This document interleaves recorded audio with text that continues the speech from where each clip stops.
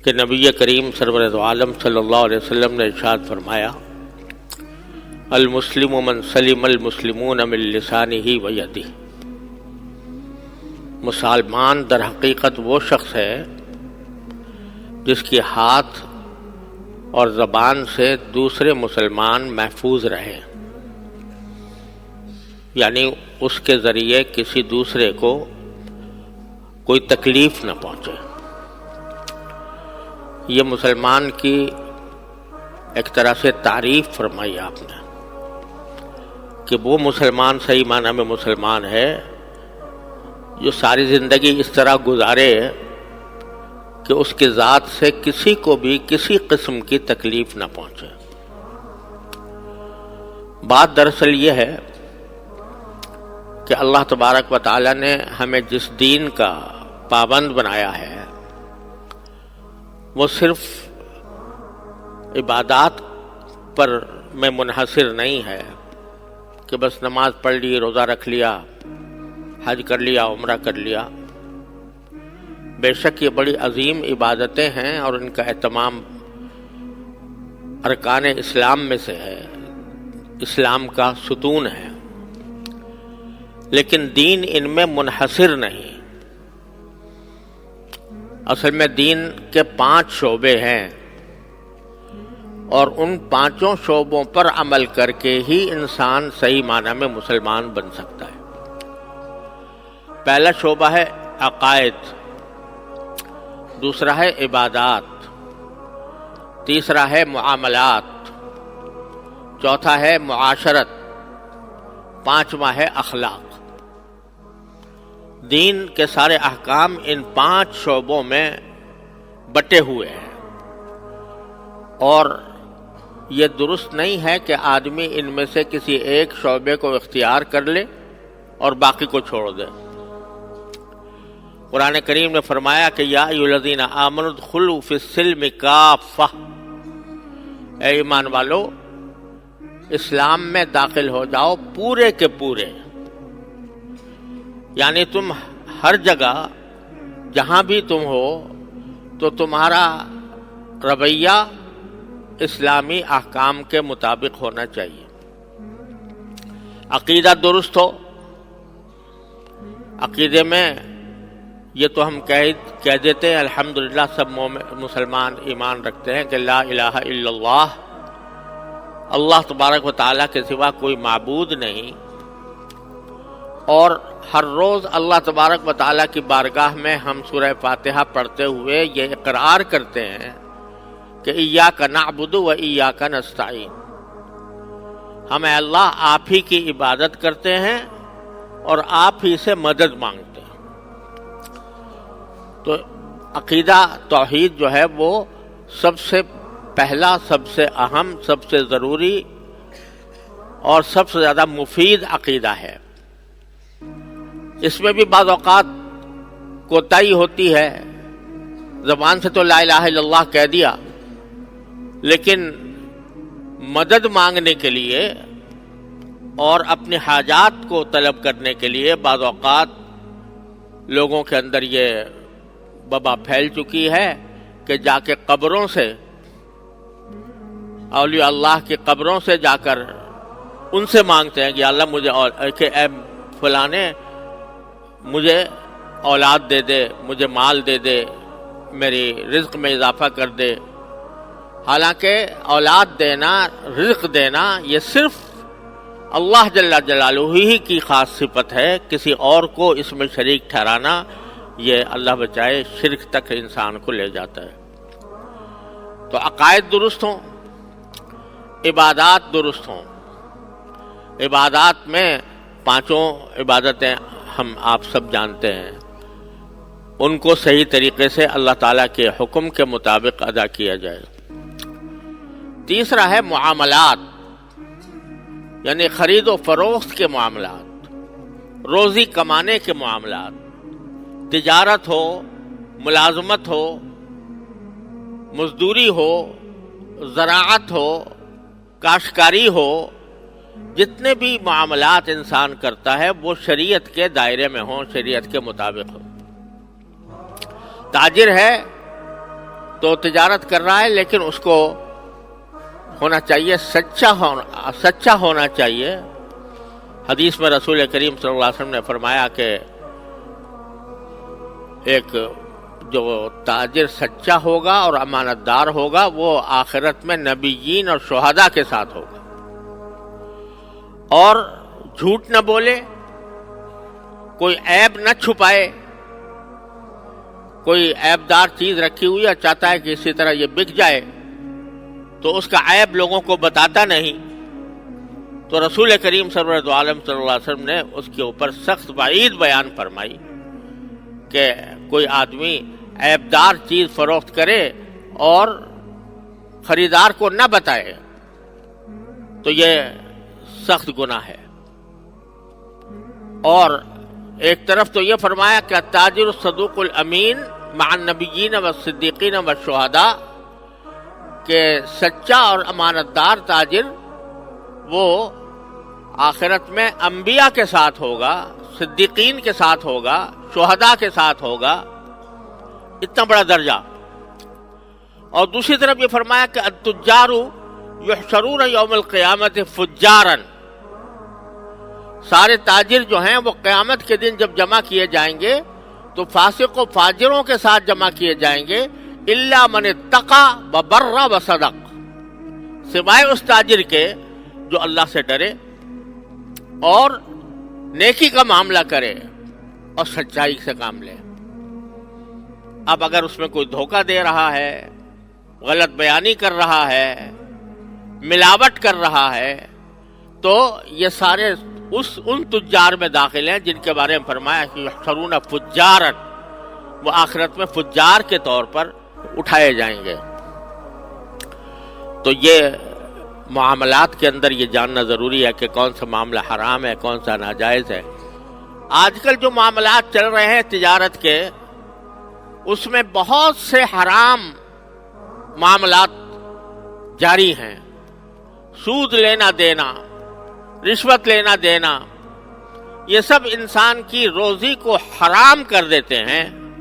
اور حدیث میں رسول کریم صلی اللہ علیہ وسلم نے ارشاد فرمایا کہ انسان کے جسم کا وہ گوشت جو کسی حرام کھانے کی وجہ سے پیدا ہوا ہو وہ جہنم کا ایندھن ہوگا.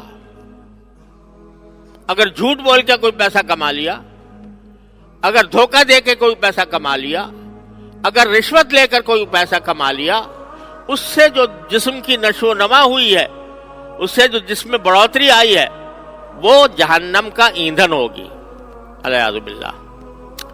اتنے سخت احکامات معاملات کے سلسلے میں دیے گئے ہیں، لیکن لوگوں کو پتہ ہی نہیں ہے کہ کون سا معاملہ حلال ہے، کون سا حرام ہے. جو تاجر ہے اس کے ذمہ فرض ہے کہ وہ تجارت کے اسلامی احکام کو جانے اور اس بات کا علم حاصل کرے کہ کون سا معاملہ حلال ہے، کون سا حرام ہے.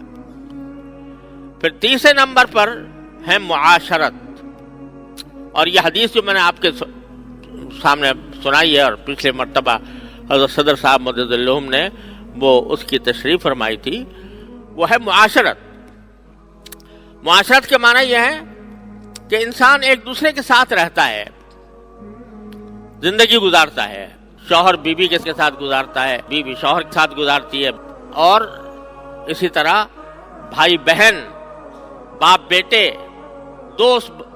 دوست اور بلکہ اجنبی لوگ جن کے ساتھ بھی کبھی انسان کو واسطہ پیش آ جائے. سفر میں ہے تو سفر کے اندر ہم سفر جو ہے وہ بھی ایک مسلمان ہے یا ایک انسان ہے. ان سب کے ساتھ معاشرت کس طرح ہو، ایک ساتھ کس طرح زندگی گزاریں، ایک ساتھ کس طرح رہیں، اس کا اصل الاصول اور سب سے بڑی بنیادی بات وہ اس حدیث میں بیان فرمائی گئی ہے کہ یہ دیکھو کہ میری ذات سے کسی کو ادنا تکلیف نہ پہنچے.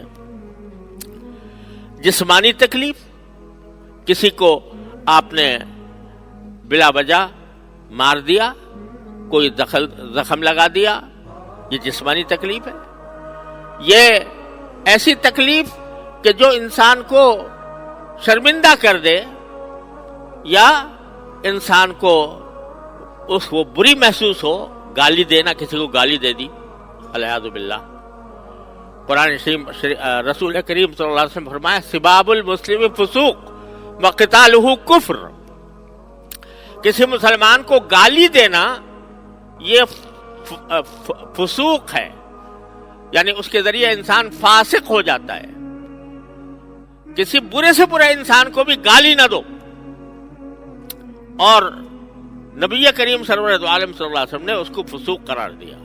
और किसी मुसलमान के साथ क़िताल करना यानी लड़ाई करना ये कुफ्र है, ये फरमाया नबी करीम सल्लल्लाहु अलैहि वसल्लम। तो अदना तकलीफ ना पहुंचे, जिस्मानी किस्म की तकलीफ हो वो पहुंचाना भी हराम, और कोई ऐसी तकलीफ हो कि जिससे इंसान को बुरा लगे, जैसे गीबत कर दी किसी की, तो वो भी हराम।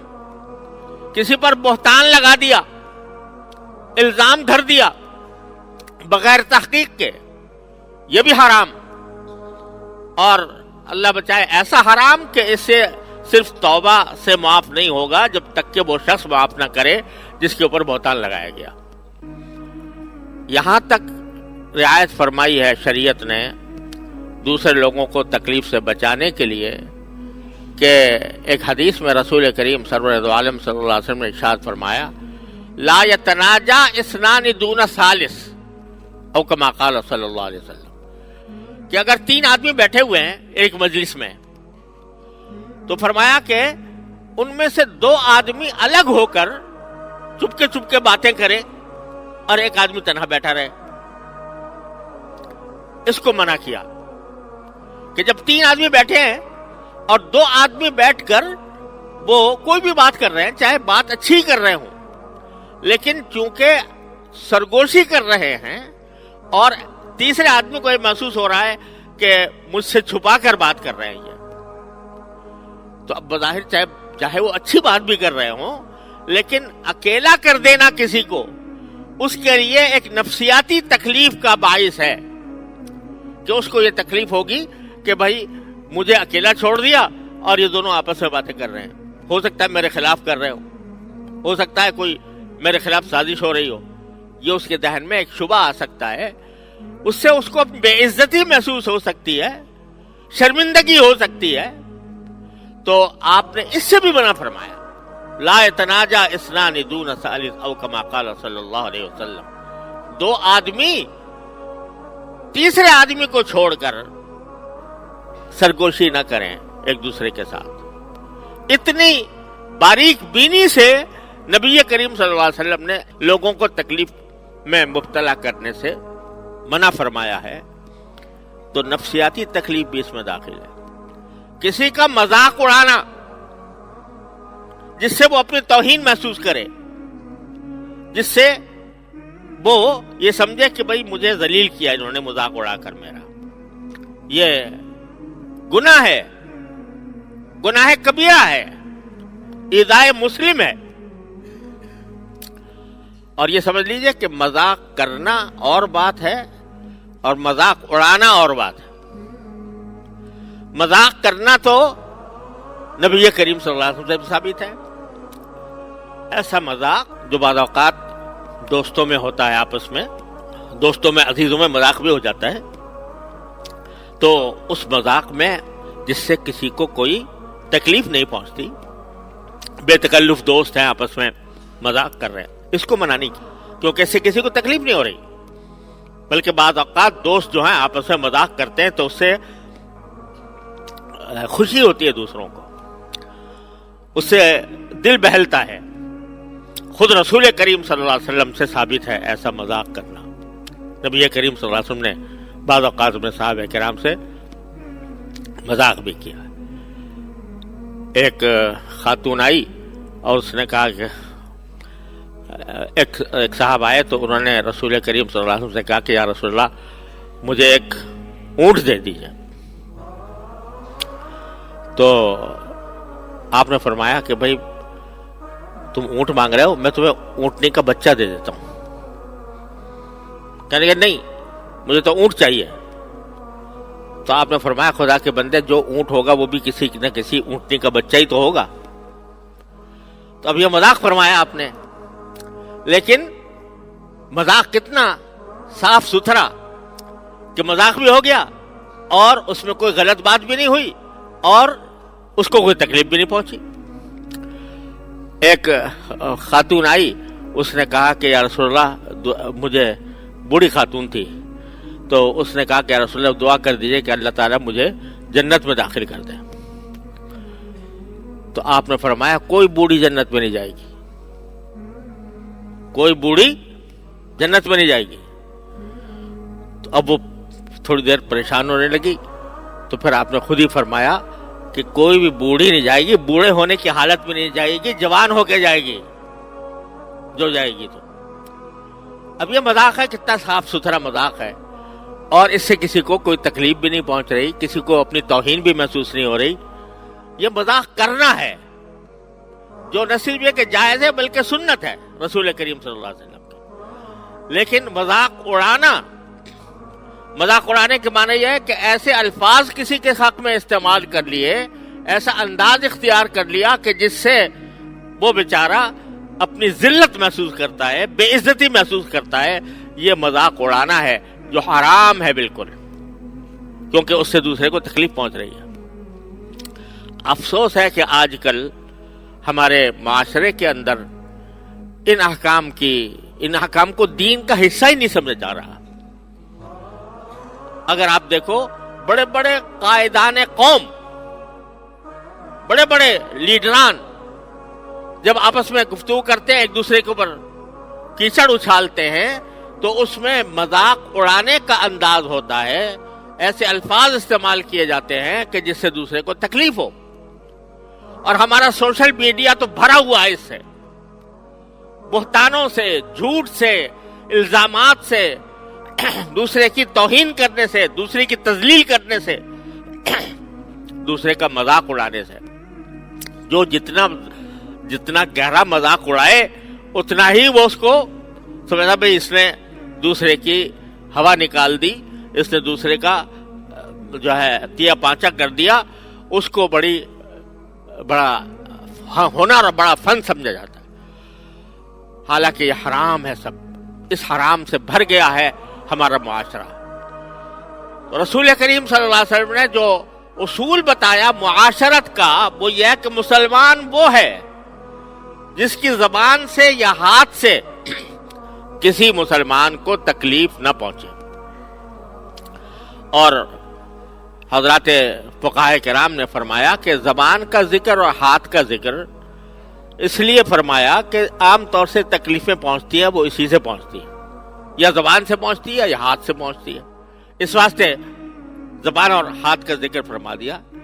لیکن کسی بھی طرح ہو، چاہے وہ زبان سے نہ ہو، ہاتھ سے نہ ہو، لیکن کسی اور طریقے سے ہو، کسی کی نقل اتارنا، اس کے سامنے کسی آدمی کی نقل اتارنا اس طرح جس سے وہ اس کی توہین محسوس کرے. تو یہ اگرچہ اس میں زبان بھی استعمال نہیں ہو رہی، ہاتھ بھی استعمال نہیں ہو رہا، لیکن چونکہ تکلیف پہنچ رہی ہے دوسرے کو، تو یہ بھی ناجائز، حرام ہے ایسا کرنا. تو یہ ساری چیزیں ہیں جو اس میں داخل ہیں. دوسری بات یہ کہ یہ جو فرمایا کہ مسلمان محفوظ رہیں اس کے ہاتھ سے، اس کا مطلب یہ نہیں ہے کہ غیر مسلم کے ساتھ یہ سارا کام جائز ہے. کوئی غیر مسلم ہے تو اس کو آپ گالی دے دو، اس کو ناحق تکلیف پہنچا دو، اس کو ناحق برا کہہ دو. یہ ہرگز جس طرح مسلمان کے لیے جائز نہیں ہے، اسی طرح کافر کے لیے بھی جائز نہیں ہے جو ہمارے ساتھ امن سے رہتا ہو. ایک تو کفار وہ ہوتے ہیں جو ہمارے خلاف برسر جنگ ہے، جنہوں نے ہمارے ساتھ جنگ تھانی ہوئی ہے، ان کا حکم اور ہے. لیکن وہ غیر مسلم جو ہمارے معاشرے میں رہتے ہیں، ہمارے درمیان رہتے ہیں، چاہے ہندو ہوں، چاہے عیسائی ہوں، یہودی ہوں، کوئی بھی ہوں، لیکن ہمارے درمیان رہتے ہیں، امن کے ساتھ رہتے ہیں، تو ان کا بھی حکم یہی ہے کہ ان کو ناحق تکلیف پہنچانا بالکل ناجائز ہے. تو یہ بڑا اہم اصول ہے، اصل الاصول ہے جو نبی کریم سرور دو عالم صلی اللہ علیہ وسلم نے بیان فرمایا۔ جب کسی کے ساتھ کوئی معاملہ کرو، جب کسی کے ساتھ رہنے سہنے کی نوبت آئے، تو یہ سوچتے رہو کہ میری زبان سے، میرے ہاتھ سے، میرے طرز عمل سے کسی دوسرے کو ادنا تکلیف نہ پہنچے۔ اگر تکلیف پہنچ گئی گناہ کبیرہ کا تمہارے نام اعمال میں اضافہ ہو گیا، ایسے گناہ کبیرہ کا اضافہ ہو گیا جو صرف توبہ سے بھی معاف نہیں ہوگا جب تک کہ وہ صاحب حق تمہیں معاف نہ کرے۔ اللہ تبارک و تعالیٰ اپنے فضل و کرم سے ہم سب کو اس اصول پر عمل کرنے کی توفیق عطا فرمائے۔